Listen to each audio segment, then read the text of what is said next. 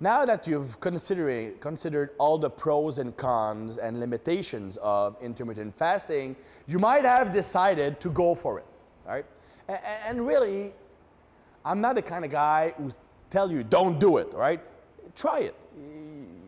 The worst thing can happen is that it might make you burn in hell.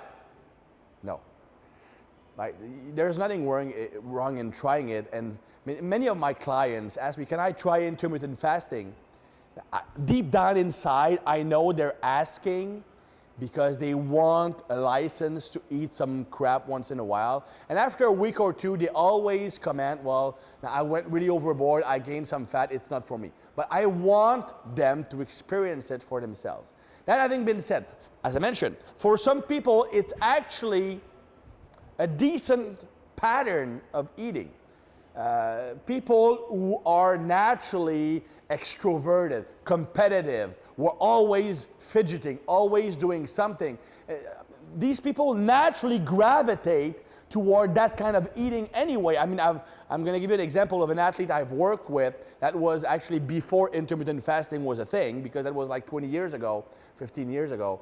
He was a sprinter, and I would actually have to remind him to eat. Otherwise, he would only have like one meal a day and a Mars bar during the day, for example. So these people are naturally always moving. They are always in sympathetic mode. If they have an overactive nervous system, it puts them in sympathetic mode most of the time, and they don't think about eating. So these people can actually do pretty well on it. Mixed martial artists, for example, fall in that category. Sprinters fall in that category.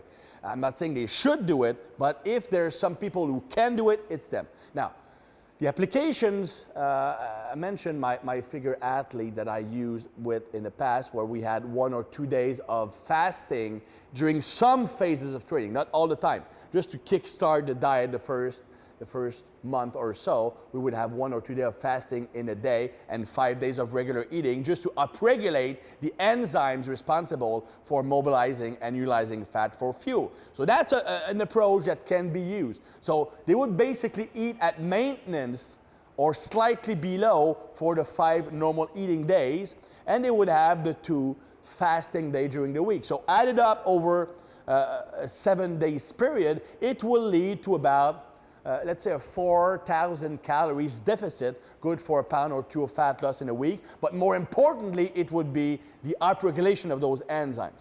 So that's one approach.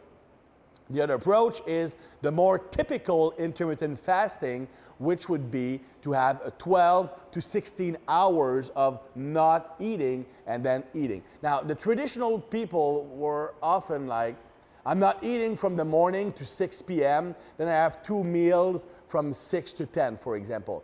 That works, but in my opinion, it leads to more of a starvation response. So it's much harder to stay focused during the day, much harder to stay disciplined when it comes to the eating period.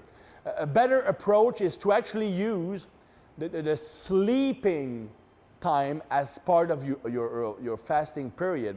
So you would basically have your first meal at 12 or like noon or 1 p.m., then a second meal at 6 p.m. and not eat for the rest of the day. So that would be more practical from being functional during the day standpoint, but you still would have that pretty long fasting period. So that's a practical way of using intermittent fasting. But remember, it's not a license to eat crap. You eat the same foods you would eat over a regular day of eating, but compressed in 2 meals instead of 4 or 6. That is very important. It's not a license to eat crap.